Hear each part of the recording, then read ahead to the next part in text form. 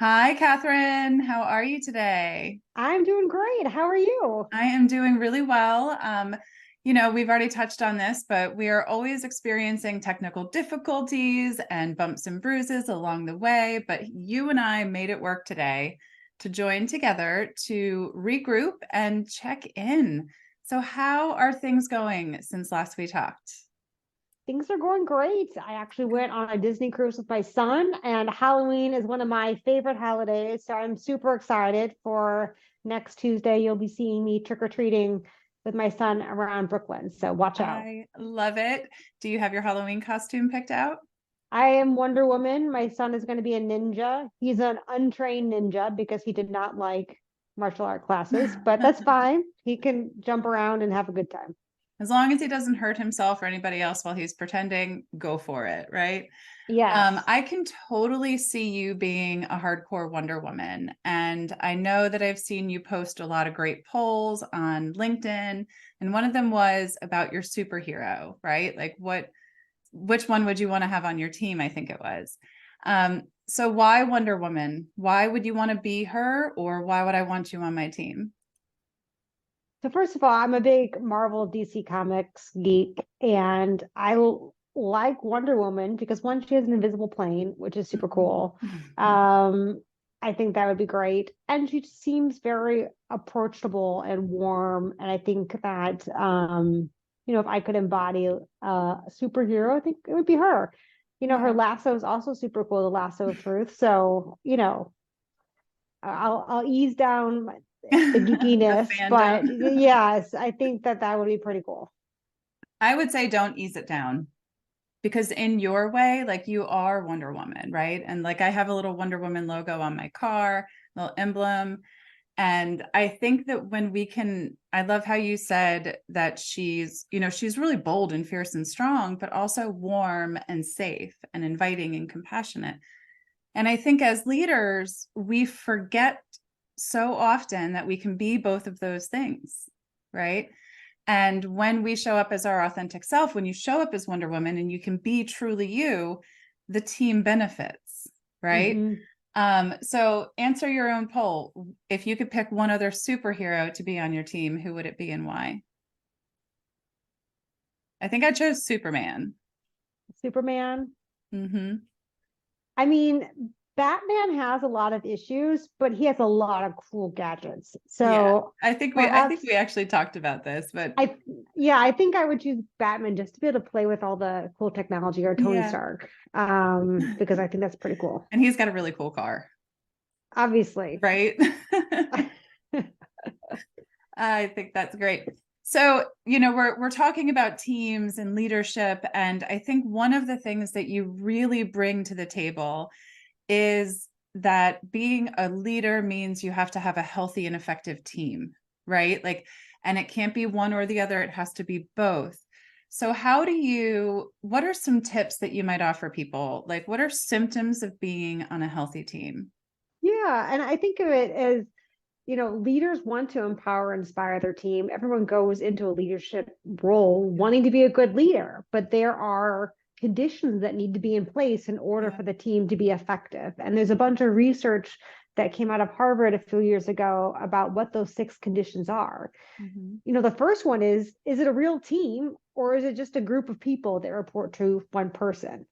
Oh my So gosh, that's so important. Like, are we all doing the same thing? Is there an organized structure? Are we aligned? Do we have roles, right? Like, is your work interdependent? That's really key. Or is it just a bunch of people working in silos reporting to mm, the same person? yep, so important. Also, does the team have a compelling purpose? Is there a reason that people can rally behind to say, Hmm. yes, this is why I'm on this team? So many people know what the organization's purpose is, what Hmm. their role's purpose is, but what is their team there to do uniquely? Hmm. And I think it's actually exasperated at the executive level where leaders feel like they need to show up on behalf of their functional team, but they don't actually realize that their first team is their peers, their executive team. Hmm. Mm, So, interesting. Like a Venn diagram, right? Like teams, mhm. they overlap and making sure that each team is clear on a similar direction toward a vision toward the goal. and having that purpose, right? Yeah, what are your priorities, and what are the things that this team, this group alone can do? Mm-hmm. Even if you're not on the executive level, what are you and your peers able to do uniquely so that you can focus on that work? What are those Mm-hmm. decisions? What are those actions and those Mm-hmm. behaviors? That's often overlooked. Yeah. Um, I also think just making sure you have the right people on the team. Mm-hmm. Do you have the right skills and different diverse perspectives? Mm-hmm. So Yeah. from that research I mentioned, that would be called the essentials. And then to support those essentials would be the enablers. That would be supportive context, right? Mm-hmm. Does your team have the right information, resources, etc.? Mm-hmm. Where I see a lot of teams get tripped up is that their folks don't know how to ask for what they need in a way Right. that creates a compelling business case. What do you Yep. need, when, what's the opportunity cost of not getting it, so they Yep. can empower their leader to get those resources. And also a sound structure. So is the team too big? Is it too small? I mean, I used to work for Ken Chenault at Amex, who used to say that teams shouldn't be larger than you could reasonably split a pizza, right? And so, It's a great visual, right? yeah, so if the team's too big, Yeah. then you're not going to get anything done. And Hmm. making sure you're sharing that information and the resources appropriately.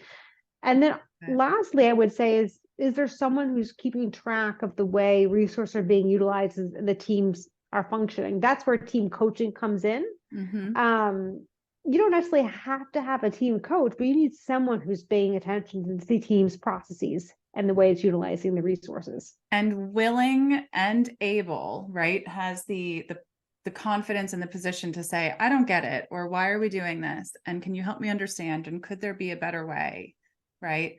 And so often we don't, as employees or subordinates or people on a team, we don't always feel like we have a voice in that space. So if I'm on a team and I feel like it's a little out of alignment, how might you help me, build the clarity or the understanding to go to my superior and say, I'm not so sure about this, right? If there's not a coach on board, um, like how do we start that process?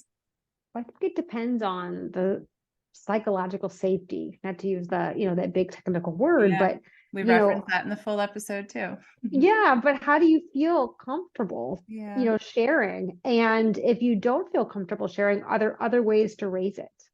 Right. Is there a way that you can, raise it, socialize in a productive way with some of your peers? Maybe you can raise uh, opportunity together. Mhm. Is there a way that you can make this about the business or the business case versus about your own personal grievance? Because Right. a lot of times the challenge is bigger than you, Mhm. particularly if you're super passionate about what's going on. How can you make it about the business and about a group of people versus just yourself?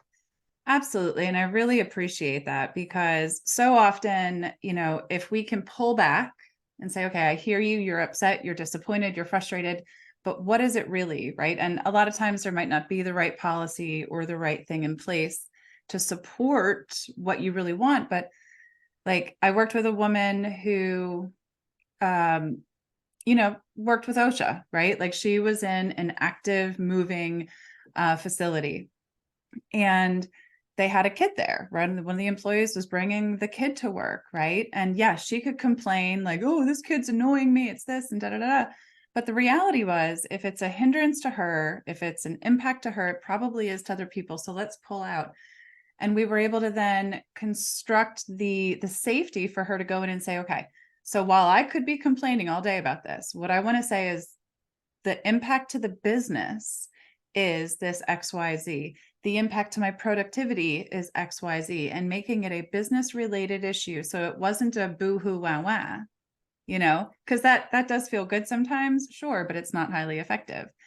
But being able to step back and say, well, what is really happening? Right. And how do I bring this to a solution focused way? Like, all right, let's find a way to get through this.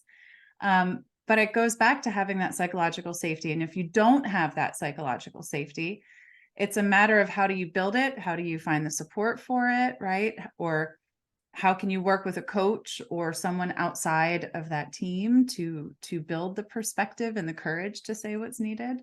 Or practice the message, right? So Yeah, maybe you're practicing what you're going to say to your boss, but yeah, with a mentor or a trusted yeah, advisor. I yeah. think we talked Doing a the little bit role about, play. yeah, exactly. Do you have a personal board of directors? And perhaps someone on that board of directors can show up and be there for you as you build this case. I love it.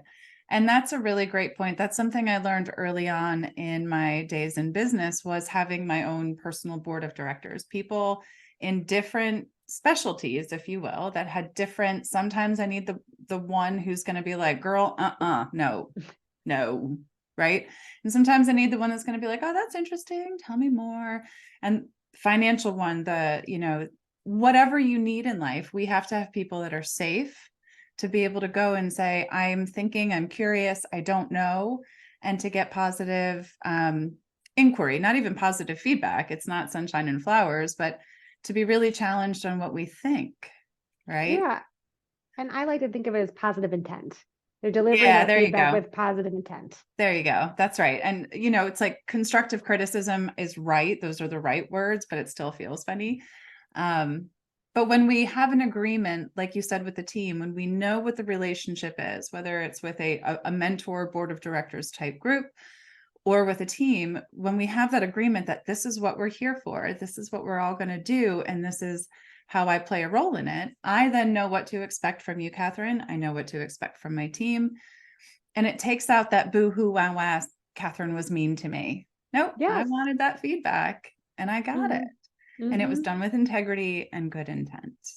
And that creates 100%. psychological safety for sure for me to figure out what's really going on with me. So thank you for walking through that process. Absolutely. Um, what is one thing that you really love about Halloween? Why Halloween that gets you so excited? I love the imagination dressing up as different characters. I love Yeah. seeing what other people are dressed up as and just the spirit and joy that people have Yeah. around Halloween. And I think it's pretty cool that we have a culture that, for the most part, buys candy and gives it out to kids.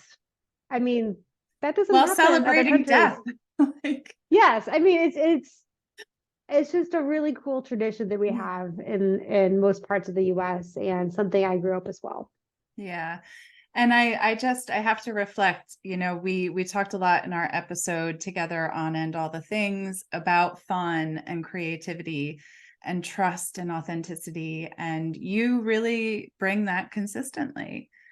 So I'm not surprised that Halloween is your favorite. And I love Halloween because people are unbridled, right? They get to be anyone they want to be for the day. And I love to wear wigs for some reason. Like, give me a fun, colorful wig and I rock it. And I'm unrecognizable sometimes, but I just love to be different people and to try things on and see what feels good. And we don't have enough of that time and space in our life to be creative and to explore ourselves. So I love that part about Halloween as well. And I'm excited. I hope I get to see some pictures of you as Wonder Woman. And I hope that you keep that Wonder Woman spirit alive throughout the year because you certainly are. You certainly are just that. So, as we close today, what is one thing that you have learned in the past that you were wrong about? Learn to the past. Some or in maybe recent, but we have those moments where I know I'm sure about something, and then I get new information or a new experience, and I find I do like it, or my perspective shifts. Is there anything that comes to mind? What immediately came to mind, which doesn't precisely answer the question, but it's like alert alarm in my head, is that grief is a better teacher than joy. It's a Mm, lesson that I've learned recently. And I think that's something that I continue to learn. mm-hmm. Yeah, grief is one of our most powerful teachers, right? And it's one of those things that when we don't embrace it, right, and welcome it, feels And cringy, feel it. and feel it and honor that, right? Yes, we're denying ourselves, but I think from that is where we can create joy, right? It's rewriting, it's a healing that creates something different. But when we fight against grief, it still comes. Right. And it's Comes one out of of those, different ways. just kind of got to flow with it. Well, I am sorry that you are enduring grief, but I am certain that as you continue to grow through it, you will learn through it. And Yes. I hope you give yourself patience for that, and a whole lot of tissues and bonbons and whatever else you might need. Oh, Halloween candy helps. Let me Oh tell my you. gosh. What's your favorite Halloween candy? Anything chocolate. I Anything mean, chocolate? Dark yeah, chocolate, milk chocolate, white chocolate? What are you I would thinking? say dark chocolate. So, yeah, be one for the kid, two for me. But what he doesn't know won't hurt him. So, I will not tell him, and he probably will not watch this, if ever, until he's much older, and he'll be long over that, and he can talk to his therapist about it. yep, that's what I'm doing. That's fantastic. So, Kathryn, if we want to connect with you further, find out more, certainly people can go listen to our full episode number 27, I think, of End All the Things. How do we find more of you? I'd invite you to connect with me on LinkedIn, Kathryn Landis, and also visit my website, kathrynlandisconsulting.com. I look forward to hearing from you. Awesome. Well, I look forward to seeing you again, and I hope you go forth and be the most fabulous Wonder Woman there ever was. Watch out, world. Here she comes. All right, y'all. Make it a great day. Thank you so much, Kathryn. Bye-bye. Bye.